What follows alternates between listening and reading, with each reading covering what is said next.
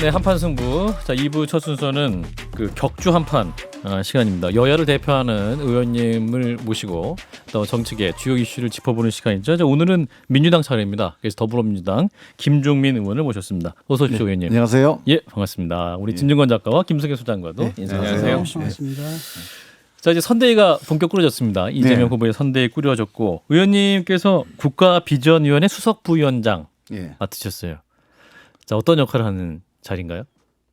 그 이번 대선이 이제 다들 예상하기를 역대급 네거티브 선거가 될 거다 이렇게 예상들을 하시잖아요. 예, 예.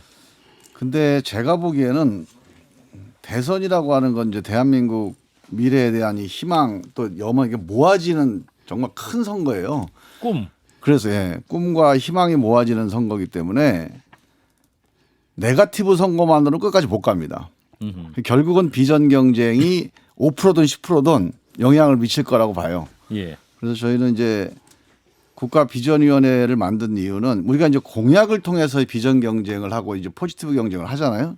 근데 공약이라는 게 되게 구체적이긴 하지만 지금처럼 이렇게 뭐 기술 변화, 4차 산업혁명 또 인구, 기후 엄청난 이제 전환적 상황인데 예. 조금 포스트 코로나 이후를 좀 장기적으로 내다보고 그런 국가 발전의 방향을 좀 설정하고 이런 방향에 맞춰서 구체적인 정책들을 좀 입안하는 그래서 좀 신뢰도를 높이는 예. 뭐 이런 전략이 필요하다. 그래서 조금 중장기적인 국정 방향을 고민하고 그 결과로 어떤 구체적인 공약을 한번 도출해보는 그런 작업을 한번 별도로 해보자. 예. 그래서 이 위원회를 만들게 됐고요. 저희가 가장 초점을 맞추는 거는 뭐 기후변화, 인구변화 아니면 뭐 양극화 이런 전체적인 상황의 변화도 중요하지만 예. 결국 그 속에서 대한민국 국가는 G7인데 이 국민은 국민의 삶은 과연 G7이고 선진이냐 여기에 대한 의문 또 문제 제기가 있잖아요. 예. 그래서 국가는 발전했고 심지어는 민주주의도 발전했는데 왜 우리 민생이 이렇게 제자리 걸음이냐 혹은 또 후퇴했느냐 이 고민에 대한 답을 저는 큰 국정 방향으로서 한번 제시를 하고 구체적인 공약도 거기서 도출해보는 그런 노력을 좀 해서 실제로 비전 경쟁을 통해서 좀 득점 포인트를 만드는 거기에 초점을 맞추고 있습니다. 그게 제일 중요한 위원회군요. 근데 이제 뭐 제일 중요한 건 아니고요. 하여간 후보가 사실 비전을 제시하지 않았습니까? 기본 시리즈라고. 그런데 이제 이게 초장부터 굉장한 반발에 부딪히는 것 같아요. 국민들 한 60% 이상이 반대한다. 이런 여론 조사도 나오고 그러다 보니까 이제 비전을 잃어버렸는데 요즘 그냥 막 던지시더라고요. 뭐 일일 뭐 음식점 총량제 던졌다, 주 4일제 던졌다가 뭐 재난지원금 던졌다가 당정 간의 협의도 없이 그 밖에도 최근에는 뭐 안티 페미니즘을 선명하시기도 하고 뭐 차별금지법에 또 상당히 유보적인 태도를 보이시기도 하고 막 이런 것들 사실 이게 비전이 없기 때문에 그때 애들립으로 막 치고 있거든요. 그래서 당에서는 어떻게 되는 겁니까? 비전을 만들 때 후보가 지금 자기 이름으로 내세운 공약이 이제 그 기본 시리즈인데 이거는 뭐 그대로 가져가는 겁니까? 아니면은 당 차원에서 완전히 새로이 마련하는 겁니까? 그건 저희가 후보하고도 따로 좀 비공식적으로 상의를 좀 했어요. 예. 그래서 이제 개인적으로는 뭐 찬반이 좀 있지 않겠습니까? 그런데 어떻게 됐든 이 문제는 또 후보가 공약을 내건 거니까. 근데 우리가 후보가 공약을 그러니까 그 전에 공약을 내걸었다고 계속 뭐 그걸 고집할 필요는 없는데 그렇다고 또 무시할 수도 없는 거 아닙니까? 예. 그래서 당 차원에서 우리가 이제 강물은 경선이라는 강물은 건넜잖아요. 그러니까 강물 건너는데 뗏목 그대로 이고 갈 수는 없는 거니까 과연 이제 새로운 이제 산과 들을 건널 때 어떻게 우리가 갈 건지 여기에 대해서는 당 차원에서 좀 지혜를 모아달라. 그래서 후보도 거기에 대해서 상당히 좀 개방적인 입장입니다. 그래서 그 점에 대해서는 그 후보의 취지, 양극화 극복 또 민생에 대한 이 절박함 이런 것들을 이제 그 반영하는 그런 어떤 방향을 제시하는 뭐 그런 이제 기본소득론이 갖고 있는 취지는 반영을 하되 예. 방법에 있어서는 좀 더 국민적 수용도를 높이는 또는 뭐 좀 현실 가능성 높이는 이런 방법을 한번 찾아보자. 이게 당내 논의가 지금 진행이 시작됐습니다. 그 다른 후보들도 많이 좋은 공약들 많이 냈지 않습니까? 그걸 이렇게 취합을 해가지고 당연히 그렇게 가야죠. 예. 그건 이제 당 차원에서 우리가 대선 공약이라고 하는 게 후보 캠프에서 만드는 게 아니에요. 거기서 뭐 교수들이 몇몇 이렇게 모여갖고 만드는 게 아니고 예. 정당이 책임지고 정당의 임무가 두 가지입니다. 하나 사람을 추천하는 것. 그다음에 정책을 추천하는 거. 이게 정당의 존재의 이유이기 때문에 예. 사람은 이제 이재명 후보로 추천을 했잖아요.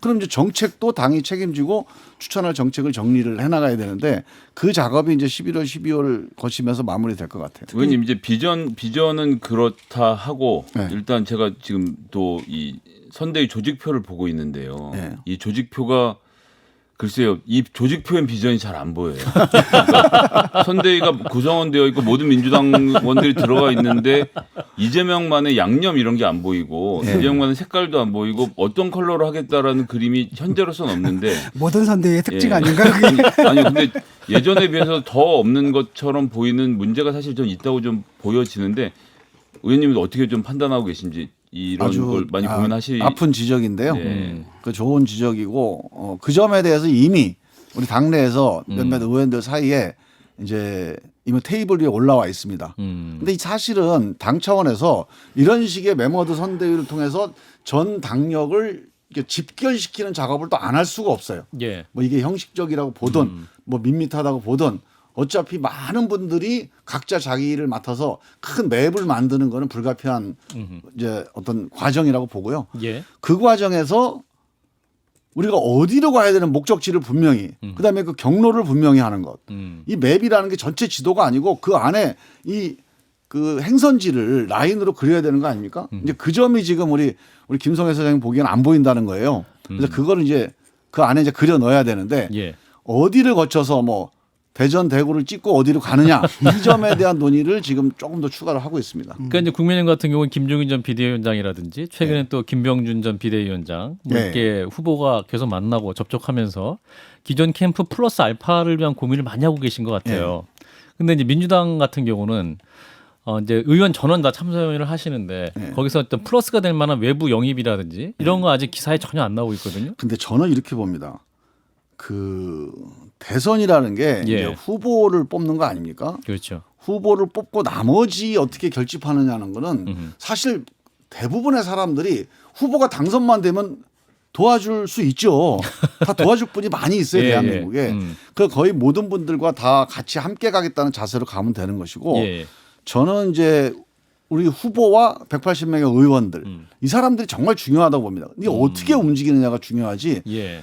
처음에 예를 들어서 김종인 뭐 대표나 뭐 또 뭐 그런 이제 명망 있는 분들이 처음에 약간 반짝하는 효과는 있을 거예요. 예. 근데 남은 기간 동안에 일어나는 수많은 4개월의 시간. 예, 이제 여러 가지 이제 전란들이 있지 않겠습니까? 이 과정에서 얼마나 많은 의병들을 우리가 결집시킬 수 있느냐가 관건이지. 사실 거기에서 뭐 광군 대표 한두 명 더 뭐 장군들 한두 명 더 내세운다고 해서 아하. 이 전투가 정리될 거라고 보지는 않아요. 그래서 저는 우리 후보와 우리 의원들이 얼마나 2030들 또 호남 혹은 뭐 중도층들 이런 분들과 정말 역동적으로 만나는 그런 기획을 해내고 그 사람들에게 정말 전달력을 발휘하느냐 이런 아이디어나 전략 이런 게 저는 훨씬 더 중요하다고 선대위 봅니다. 전권은 그러면 당 대표와 후보가 좀 더 방점이 있으신 건가요? 글쎄 대통령 선거는요 예. 후보가 중요합니다. 예. 후보 중심으로 조직과 일정 또 기획을 하는 게 불가피해요. 예, 근데 후보는 지금 뭐 30% 지지율 박스권에 지금 갇혀 있고요. 당 지지율도 좀 많이 떨어져 있고 전반적으로 민심과 당심 사이에 커다란 괴리가 있는 게 조국 사태 때랑 상당히 좀 비슷한 상황이거든요. 결국은 근데 중도층을 누가 잡느냐의 문제잖아요. 어차피 그렇죠. 그 예. 강성층들은 다 결정이 되어 있는 거고 흔들리지 않을 사람들인데 이 중도층의 소구력을 가지려면 이제 중도적인 인사들을 많이 이제 끌어들여야 되는데 솔직히 말하면 민주당 쪽으로 갈 만한 사람들이 안 보이거든요. 지금 상황이. 오히려 중도층들 같은 경우는 민주당에 등을 돌렸기 때문에 윤석열 캠프로 가면 가지 이런 것이 굉장히 뼈아픈 부분인데 여기에 대해서는 사실 이건 뭐 후보가 잘하면 된다 뭐 이런 식으로 해결될 문제는 아니잖아요. 저는 좀 다르게 판단하고 있는데요. 예. 민주당이 그런 점에서 약간 덜 매력적이다. 지금 현재 그 점에 있어서는 동의합니다. 그리고 그 점에서 좀 아프게 우리가 또 나름대로 고민을 해야 될 지점인데 이게 민주당을 절대평가하는 선거가 아니에요. 이게 선거라고 하는 결국은 이제 상대적인 선택이잖아요. 예. 저는 이제 국민의힘이 윤석열 후보를 선택한 순간 이 점에 있어서 우리가 갖고 있는 한계가 조금은 좀 덜어졌다고 보는 게 윤석열 후보가요. 지금 저도 뭐 압도적 정권 교체 이런 얘기 할 때만 해도 저 양반이 무슨 중도층하고 세게 어떻게 좀 이렇게 연합을 해서 판을 좀 바꿀 생각이 있나? 정치 경험이 없으니까 예. 조금 뭐 과감하거나 아니면 무모하게 그런 생각할 수도 있는 거죠. 근데 그동안 해온 걸 보면 약간 준태극기 수준이거든요. 양반. 준태극 네. 태극기. 예. 그래서 저는 그 점에 있어서는 중도층이 민주당에 대해서 조금 불만이지만 오히려 윤석열 후보의 국민의힘에 대해서는 상당히 더 문제의식을 더 강하게 갖고 있다. 지금 예를 들어서 뭐 중도층이라고 생각하는 그분들이라는 게 되게 정치적으로 반문재인 성향이 강한 분들이지 중도층이라고 보기는 어려워요. 근데 이제 최근에 보면 이재명 후보 지지율이 고전을 면치 못하고 있는 건 사실이고요. 예. 그래서 이제 민주당 내에서 이러다가 제2의 정동영 사태가 있을 수도 있다. 네. 이제 과거 이명박 후보에게 졌던 굉장히 큰 표차로 졌었죠. 그 당시에. 그 당내도 이런 얘기 나온다 그러는데 사실입니까? 어떤 이재명 후보의 확장성이 너무 작다. 이런 지적이 당 게시판에 그거는 이제 올라온다고 하는데. 기사를 만들어야 되니까 약간 징후가 보이면 예. 일단은 좀 이게 하이라이팅을 하는 거죠. 밑줄 쫙 긋는 언론이 정도 만든 수준이고요. 겁니까? 예. 아직 그런 진단을 하거나 뭐 그렇게 문제의식을 갖는다 이건 사실이 아니고 예. 이제 시작이잖아요. 이제 스타트 라인에 서 있는 건데 저는 일단 지금 우리가 마이너스 10에서 출발한다. 이 현실을 직시하는 게 되게 중요하다고 봅니다. 그리고 남은 4개월 동안에 예. 이거는 정말 여러 번 우리가 이거를 만회하거나 극복할 수 있는 기회가 있어요. 그리고 그 점에서는 저는 이제 저쪽 우리 상대방 예. 이 상대방이 그렇게 신축적이고 융통성 있고 유연한 그런 후보나 정당이 아니라는 점이 저는 뭐 그러니까 이게 충분히 가능성이 열려 있다고 보는데 그래서 저는 이거는 뭐 윤석열이나 국민의힘하고 싸움이 아니고 예. 우리 민주당 스스로의 싸움입니다. 아 우리가 그동안에 총선 그다음에 탄핵 그다음에 지방선거 이렇게 압도적으로 밀어줬는데 정말로 그 압도적인 국민들 60% 이상의 국민들을 계속 함께 결집시켜서 좀 통합적인 국정 운영을 해서 신뢰를 얻었어야 되는데 아 이게 뭐 우리가 잘한다고 해서 밀어주나 보다 생각하고 조금 오만했던 거 예. 이런 점들을 좀 반성을 하면서 적어도 60 내지 70% 어차피 30, 30이 양쪽에 결집돼 있잖아요. 이 40 전체를 우리 민주당과 함께 가겠다. 이런 각오를 하고 좀 쫙 펼쳐서 운동장 전체를 넓게 쓰는 뭐 우리 후보도 그런 표현을 했고 우리 당에서도 그런 문제 제기를 많이 했습니다만 그런 선거 대응을 하면 저는 12월 안에 이 10% 정도의 차이는 충분히 좀 극복할 수 있다. 그래서 그 운동장 넓게 쓰는 연습을 하신다는 말씀을 제가 들었는데 지금 뭐 문재인 정부 부동산 문제 비판하면서 이재명 후보가 관훈 토론에 사과도 했고요. 이 정권 교체 여론이 절반이 넘는 현실도 지금 인식을 해야 되는 상황인데 최근에 문재인 정부 5년 성과 과제 연속 토론회를 계속 열고 계시다고 하는데 예. 참여한 의원들의 평가는 좀 어떠셨는지가 궁금합니다. 그게 이제 저도 거기서 국민이 주인 정부라는 주제로 지금 한 달 반 정도 작업을 같이 했거든요. 예. 근데 처음에는 이렇게 얘기를 했어요. 제가 외부 교수님들도 좀 말씀 들어보자고 이제 청하기도 했는데 예. 다 성과만 갖고 온 거예요. 잘한 것만. 네. 그래서 자, 이 성과만 갖고 오면 진중권 우리가 교수를 국민들하고 한번 소통이 모시면- 되겠냐 이래가지고 일단 우리는 성과 얘기하고 국민들은 혼내고 예. 이런 불리하다. 우리가 먼저 혼날 거 혼나고 예. 그다음에 국민들이 야 너무 그렇게 이제 그 실망하지 말고 이런 거는 그래도 괜찮았다. 뭐 이런 구도로 한번 가보자. 이제 그럴 정도로 우리 내부에서 조금 우리 스스로에 대한 평가를 좀 예. 냉정하게 하고 우리가 뭐 평가를 냉정한다고 그래서 뭐 기운이 빠지거나 주저앉겠다는 게 아니고 예. 그러니까 국민들과 함께 가기 위해서는 우리가 잘났다 이 목소리만 갖고는 안 된다는 거죠. 냉정하게 평가하신 거 하나 정도는 소개해 주실 수 있지 않습니까? 그건 이건 정말 이제 우리가 좀 아프다. 정리정돈을 해가지고 좀 정리가 안 나가는데 됐습니까? 저는 예. 이렇게 봐 이게 뭐 예. 운동장 넓게 쓰는 거하고 관계 없어요. 그거는 예, 이제 예. 비전을 제시할 때 앞으로 어떻게 나가고자 할 때 여러 가지 이제 중간층이라든가 아니면 통합적인 이런 뭐 정치개혁 비전이든지 아니면 경제개혁, 민생개혁 이런 게 나가는 거고 예. 평가하는 데 있어서 그냥 사실대로 하면 돼요. 우리가 부동산에서 반성한다. 이게 운동장 넓게 쓰려고 하는 게 아니라 예. 좀 사실이에요 그게. 근데 사실 요즘 정치에서 특히 민주당 정치에서 보기 어려운 게 사과라서 홍준표 후보 같은 경우는 제가 잘못했습니다. 이런 말 한마디로 지지율이 치솟고 있는 것이 현실이거든요. 그런 점에서 민주당이 자기 비판에 인색했다라는 비판은 피하기가 좀 어려워 보이는데 지금 당장도 좀 여태까지 평가하신 것 중에 좀 잘못된 점 지적해달라는 말씀도 좀 사실은 꺼내시기 좀 어려운 것이 또 민주당의 현실이지 않습니까? 저는 뭐 이런 아니 그 뭐 꺼려지는 건 아닌데 이제 예. 제가 이제 이런 쟁점들을 좀 정리해서 얘기할 왜냐하면 지금 이제 본격적인 그 경쟁이 시작이 됐잖아요. 경기가 예. 시작돼서 사실 하나하나가 말 한마디 한마디가 조심스러우니까 그냥 뭐 그 일감으로 얘기할 수 있는 상황은 아니라고 보는 것 정도고요. 예. 실제로 저희가 예를 들면 그 180석으로 우리 민주당에 대한 지지가 이렇게 막 만개했을 때 그때 우리가 처음 선택한 게 180석 가지고 한번 제대로 해보겠다. 예. 이러고 이제 한 3개인가 법을 확 통과시켜 버렸어요. 예. 그래 놓고 보니까 워낙 또 이제 반발이 심하니까 그 다음에 또 필요한 법을 또 제대로 통과도 못 시키고 이렇게 이제 우왕좌왕 했잖아요. 그러니까 이런 점들에 대해서도 사실은 우리가 이거 잘못한 거다라고 이제 판단을 계속 해온 거고 부동산 문제도요. 저는 이렇게 봅니다. 국제적으로 이제 이른바 그 양적 완화 내지 유동성이 강화돼서 오르는 게 제일 기본적인 상승 요인입니다. 예. 부동산의 상승 요인은 제가 노무현 정부 때부터 봤지만 기본적으로 국제 유동성이 1번 그리고 여기에 대한 정책 대응이 2번 뭐 이런 건데 저는 사실은 이 가격 유동성과 가격 돈이 풀려서 가격이 올라가는 거에 대한 대응은 이게 세제로 또는 뭐 여러 가지 뭐 금융 규제로 한계가 있다고 봐요.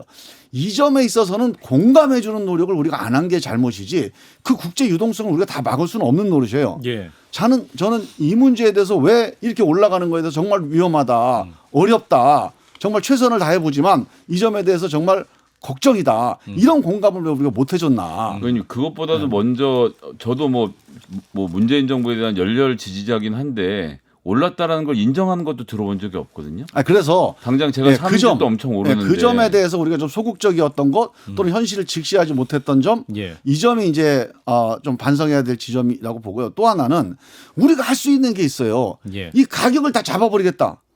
이 시장의 가격을 정부 정책으로 잡을 수가 없습니다. 예. 특히 이제 국제적인 이 유동성이 풀리는 상황에서 더 중요한 거는 가격을 다 잡지 못하더라도 정말 서민들 우리가 이제 뭐 5분위로 보면 한 3분위 한 60% 정도 70% 정도의 소득이나 재산을 갖고 있는 예. 한 중산층 한 중위권 정도의 이분들에게는 이 가격이 오르면서 생기는 상실감 혹은 뭐 실제로 그 주거의 어려움 이거 해결하기 위한 대대적인 공급의 공급 이거에 대해서 결단하고 예산 투입하고 하는 거를 우리가 좀 소홀히 했다. 네. 좀 부족하게 했다는 점. 다음 정부에서는 이 점에 관해서는 우리가 가격을 다 100% 잡겠다. 이런 무리한 공약은 할 수는 없지만 예. 적어도 대한민국 국민의 한 70 내지 80% 정도에 있는 분들이 예. 적어도 이 가격이 올라가는 국제적인 이 부동산 이 그 압박 여기에서 이 민생이 피해당하는 이런 거는 막아보겠다. 네, 근데 알겠습니다. 조금 걱정되는 게 이제 이재명 후보 같은 경우에는 그냥 까놓고 이렇게 얘기를 하잖아요. 국가를 이기는 시장은 없다. 예, 예. 이런 인식이 강한 분이기 때문에 상당히 국가를 이기는 시장은 없다. 네, 그래서 상당히 그건 좀 다른데. 국가주의적인 발상법들을 좀 갖고 있는 것 같거든요. 그래서 또 이렇게 이제 무리한 그 자기 행정 능력에 대한 과신 때문에 또 무리한 수를 두지 않을까. 그리고 또 그 국회나 그 의원들을 갖다가 통법부로 또 활용하지 않을까라는 우려가 좀 있거든요. 그거는 제가 알고 있는 사실하고 좀 다르고요. 그 시장과 국가가 뭐 승부를 겨루는 관계는 아닙니다. 그러니까 시장이 조금 더 이제 근본적이고 예. 국가가 거기에서 어떤 역할을 하는 거라고 봐야죠. 뭐 시장이라는 게 국민의 총체가 시장이에요, 사실. 뭐 국민을 국가가 이긴다는 건 조금 안 맞는 거죠. 근데 어떤 역할을 하느냐에 있어서 좀 효율적인 역할, 실효적인 역할 예. 여기에 대한 가능성을 강조하는 거지. 뭐 시장을 국가가 마음대로 하겠다. 그거 우리가 계획경제 100년 해봤는데 다 결판 난 거 아닙니까? 그거. 예. 그런 근데 정치는 그거는 없을 부동산을 이기는 시장, 정부를 이기는 시장도 없고 시장을 이기는 정부도 없다 이렇게 두 가지를 상호 보완 대꾸로 사용했던 걸로 제가 예. 그게 아주 유명한 사람의 말인데 그걸 인용했더라고요. 근데 그 송영길 대표의 왕성한 활동에 대해서 뭐 캠프 내에서 불만이 나오고 있다. 이게 후보보다 이제 대표가 왕성한 너무 활동이라기보다는 예. 이제 시차 적응 기간 아닙니까? 당 대표가 당을 이끌어 왔는데 네. 후보가 이제 선출이 됐으니까 후보 중심으로 이렇게 이제 가야 되는데 이 날짜 경계선이 있는 거예요. 당무 우선권이 있나요? 민주당에도 후보가 그런 건 없어요. 없죠. 네, 날짜 그런 건 없는데 경계선. 이 날짜 경계선을 지나고 있기 때문에 예, 예. 약간 좀 부작용이 있는 거지. 아. 그거를 뭐 후보 중심으로 해서 대표 중심으로 해서 후보를 뭐 이렇게 뭐 뒤로 물린다거나 예. 뭐 이런 거는 약간 좀 오해고요. 송영길 대표가 이제 이준석 대표랑 토론을 참 즐기시는 것 같더라고요. 빨리 이제 그렇게 좀 빨리 시차 적응을 좀 해야죠. 그 토론 좀 줄이셔야 될 것 같습니까? 그것도 이제 해오던 탄력이 있으니까 예, 좀 예. 더 한 거지. 예. 뭐 후보보다 뭐 대표가 앞장서서 뭘 해보겠다 이건 예. 빨리 그렇게 이준석 하면 큰일 나죠. 대표와 송영길 대표 토론 말고 그 이재명 후보와 그리고 윤석열 후보의 토론을 국민들이 좀 많이 보고 그거는 싶을 것 제가 같고요. 이재명 후보가 아마 예. 일주일에 한 번씩 만나자 일대일 얘기했는데 정책 저는 토론. 일주일에 한 번씩 그냥 1시간씩 토론했으면 좋겠어요. 공개적으로. 한판 승부에서. 예. 예. 그러니까 한판 승부도 하고 예.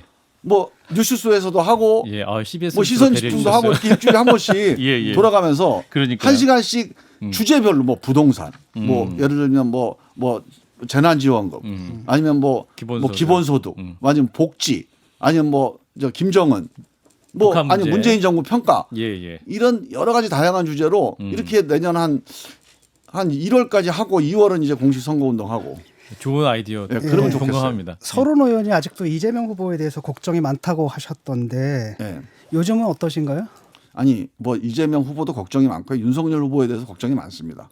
그러니까 서른 모든 국민들이 의원의 지금 두 후보를 걱정은 다 걱정하고 있는데 네. 그러니까 대선이라고 하는 게 장점이 있으니까 후보가 된 거예요. 예. 근데 또 단점이 또 다른 분들은 좀 가려져 있는데 이 두 분은 예. 장점도 뚜렷하고 단점도 장점도 뚜렷한 분이에요. 그래서 예. 서로도 걱정을 많이 하긴 뭐 하는 그 장점이 거니까 또 단점이니까. 예, 이제 예. 장점을 살리는 사람이 이기는 거죠. 예. 알겠습니다. 그래서 그 점에 있어서는 뭐 특별히 너무 이재명 후보만 이렇게 자꾸 몰아가지 마시고 어쨌든 이제 단점 얘기가 나오니까 이제 어제 관훈 토론회에서 이재명 후보께서 그 특검 수용하겠다. 예. 뭐 당이랑 사전에 좀 얘기가 된 부분인지 아니면 의원님께서 좀 어떻게 보시는지도 궁금합니다. 저는 모르겠어요. 지도부하고 어떤 상의를 했는지는 제가 모르겠고요. 예. 당내에서 그런 의견을 후보한테 여러 의원들이 전달을 했습니다. 받는 게 좋다. 예, 그 점에 검토를 해보자. 왜냐하면 우리가 뭐 죄도 없는데 왜 질질 끌려가냐. 그냥 털자. 그리고 이거 수사에 맡겨야지. 이걸 왜 정치권에 논쟁을 하냐. 지금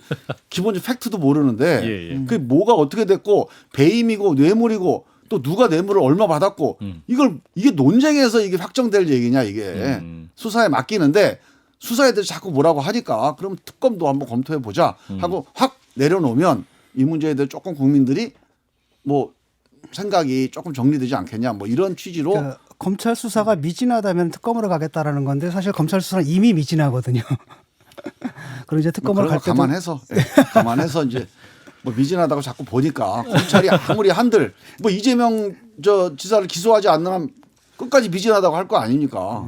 그러니까 그러니까 특검으로 가는 게 차라리 그래서 이제 그런 것까지 감안해 보면 예. 뭐 우리가 이 문제에 대해 너무 소극적일 필요가 없다 이런 의견들이 있었죠. 그렇군요. 이재명 후보가 그 백브리핑을 안 하겠다라고 했거든요. 여기 대해서 이제 기자들이 불만이 참 많더라고요. 그러니까 뭐 그런 어떤 건 기자들은 아니고, 우리 예. 기자들도 2030 세대인데 선거 전략만 2030 세대 하지 마시고 2030 그건 아주 기자들도 상대해 지금 달라는 앵커님이 아주 정확하고 중요한 지적을 해주셨는데 예. 그런 관점에서 봐야 됩니다. 예. 2030을 따로 이벤트에서 대화하려고 생각하지 말고 예. 그 기자들이 대부분 2030이에요. 예. 아. 그리고 그 감각하고 불만이 있더라도 부딪혀야 됩니다. 그리고 거기에서 뭐 설득도 하고 아니면 말싸움도 좀 하고 그렇죠. 말싸움 했다 또 화해도 하고 뭐 이러면서 이제 뭔가 정리가 되는 과정이 좀 필요하다고 봐요. 그렇군요. 그래서 지금 근데 이제 2030 표심 향방에 대해서 그 민주당, 국민의힘 모두 지금 계속 촉각을 곤두세우고 있죠. 예. 이제 홍준표 후보가 이제 후보가 최종 후보가 안 된 이후에 이제 20대, 30대 표심을 누가 가져갈 것인가 이 부분인데 민주당은 비전도 논의하신다고 하셨는데 어떤 보관이 있으신지? 그래서 저는 그 점에 있어서는 개방성과 비전 두 가지라고 봅니다. 2030이 왜 민주당, 뭐 민주당만이 아니라 국민의힘도 마찬가지예요. 예. 그 이준석 대표 때문에 약간 좀 호전된 거지.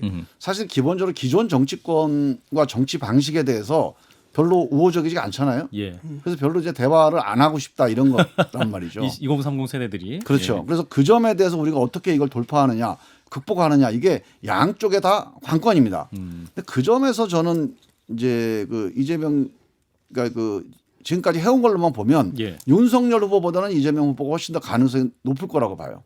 소통이 왜냐하면 있어서. 예. 이 문제에서 일단 첫 번째는 개방성입니다. 예. 근데 지금 윤석열 후보는 되게 이 소신이 강해요 보니까. 근데 이 소신이 되게 그러니까 되게 이렇게 진부하거나 오래된 그러니까 누적된 이 약간의 이제 꼰대 문화와 연결돼 있는 그런 강력한 소신들이 있더라고. 예. 그래서 저는 이분이 이런 개방적인 이런 대화를 열어가기는 쉽지 않겠다는 생각이 들어서 예. 저는 이재명 후보가 뭐 거기도 이제 그 양반도 자기 소신도 강하고 예. 뭐 한번 또 주장하면 끝까지 가는 면도 있지만 예. 또 의외로 이렇게 우리 김종인 대표가 얘기했던 변신이 변화에 능하다. 역량이 예. 또 변화의 역량이 강한 분이에요. 그래서 저는 그런 역량을 좀 잘 살리면 2030에 대해서 무조건 뭐 내가 이거 하겠다 또는 나는 당신들에게 이렇게 뭐 좀 뭐 같이 하겠다 예. 이런 식으로 하지 말고 그렇죠. 일단 개방적으로 마음 열고 들어주고 아 그건 내가 몰랐다. 아 그거는 나는 생각이 다른데 그때부터 왜 이렇게 생각하냐. 이런 식의 좀 진정성 있는 예. 개방적인 대화를 할 수 있는 그런 역량이 좀 있다고 봅니다. 그럼 최근에 뭐 이재명 후보가 직접 커뮤니티 특히 2030 남성들 중심의 글들을 공유하고 한번 읽어봅시다 이런 이야기를 하는 것도 그런 차원에서 이해하시는 건가요? 네, 저는 그래서 저는 이렇게 봅니다. 제가 2030 뭐 저희 아들이나 우리 저 딸하고도 얘기해 보지만 네. 아 내가 다 알아 맞아 네 말 맞아 하고 이렇게 그냥 의례적으로 동조해 주잖아요. 그러면 더 영혼 없는 꼰대가 리액션. 돼 버립니다. 예. 예. 그래서 그냥 야 2030 자꾸 말 나오니까 자꾸 2030 얘기 들어주는 척하는 거 이것도 안 돼요. 사실은 진짜 솔직하게 얘기를 해야 됩니다. 나 잘 근데 모른다. 문제는 아 우리가 우리 생각만 가지고 잘 대화를 안 했다. 니네 얘기를 잘 귀담아 듣지 않거나 듣는 척만 했다. 이 점에 대해서 인정을 하는 게 일단 1번입니다. 그래서 그냥 대화를 좀 성의 있게 하는 게 일단 1번이에요. 그러니까 내가 니들 위해서 뭐 해주겠다. 니들 이거 원하지? 내가 이거 준비했어. 짠하고 이거 갖다 주는 거. 이런 거 하지 말고 어허. 일단 예. 뭔 얘기인지 좀 올드 한 마음 방식 열고 버리고. 들어보겠다. 올드한 예. 방식 예, 버리고. 근데 그런 차원에서 이제 그런 걸 공유도 하고 이게 동의 안 하지만 나는 동의 안 하는데 아 얘네들이 좀 이런 생각을 갖고 있는데 난 몰랐네. 한번 들어봐라. 한번 같이 공유해보자.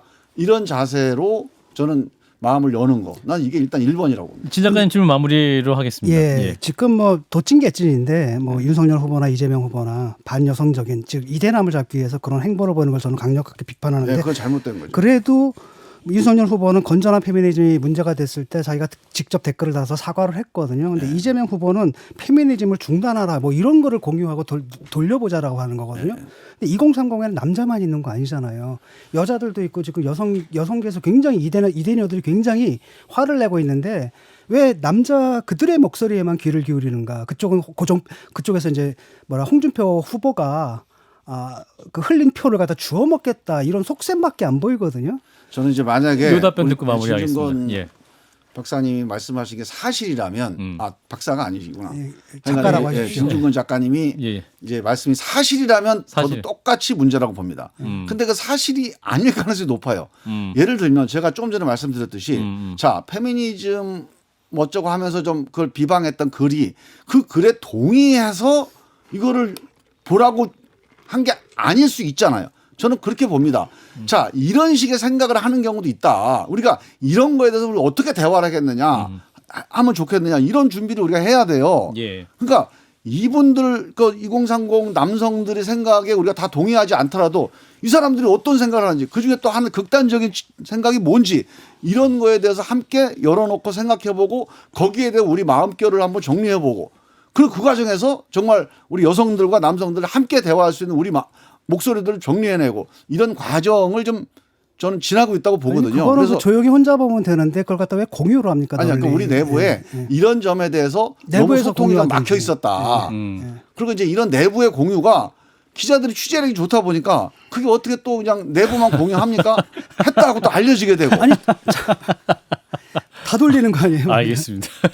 아무튼 오늘 김종민 의원님 굉장히 적극적으로 또 열정적으로 말씀해 주셔서 또 2030 세대를 향한 이재명 후보의 또 공약 또 비전은 무엇인 어떤 내용으로 채워질지 우리 민주당 전체가 네네. 그런 방향으로 좀 가야 되겠다 그런 생각을 하고 있습니다. 차별금지법도 그렇고 민주당이 전통적으로 내세우는 가치들을 내버리는 것 같아서 저는 가슴이 매우 아파요. 예 다음 시간에도 그 얘기를 아프지 않도록 열심히. 예, 한 2주 후에 아프게만 하던데. 어떻게 또 하셨지 저희가 확인하도록 하겠습니다. 자 더불어민주당 김종민 의원이었습니다. 고맙습니다. 네, 감사합니다.